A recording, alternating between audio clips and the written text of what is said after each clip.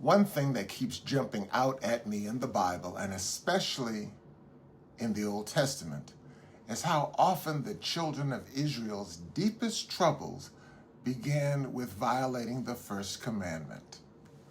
Thou shalt have no other gods before me, God said. At first, I wondered, why does God keep repeating that warning? This week, however, I think the answer is obvious, because we keep doing it and keep forgetting.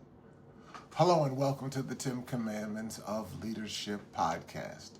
Here we educate, equip, and empower emerging leaders with God-thought leadership, and we present current events and newsmakers in the light of best practices from the Bible. Again, why does God keep repeating that warning, thou shalt have no other gods before me? Why? With this week's headlines, I think the answer is obvious. Because we keep doing it. Not always with carved idols, sometimes with admired leaders, sometimes with gifted speakers, and sometimes with activists, preachers, celebrities, and mentors. This week's headlines are just another painful reminder. On March 23rd, a California jury awarded Donner Motzinger $19.25 million after finding Bill Cosby liable for drugging and sexually assaulting her. At nearly the same time, allegations against Cesar Chavez became public enough to trigger cancellation of the upcoming Chavez Day celebrations and statements of alarm from organizations tied to his legacy. And the older public record surrounding the Reverend Jesse Jackson Sr. and Ms. Karen Stanford and their love child reminds us again that visibility, gifting, and influence do not cancel out private, moral vulnerability. The lesson is not never admire anyone.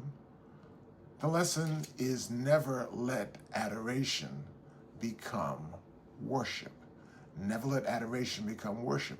The Bible has been teaching this for generations.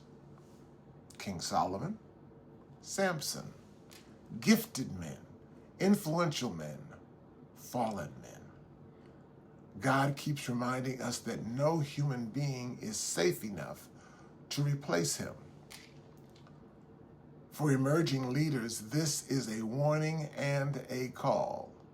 Leadership is influence and relationships. And influence is attractive and addictive.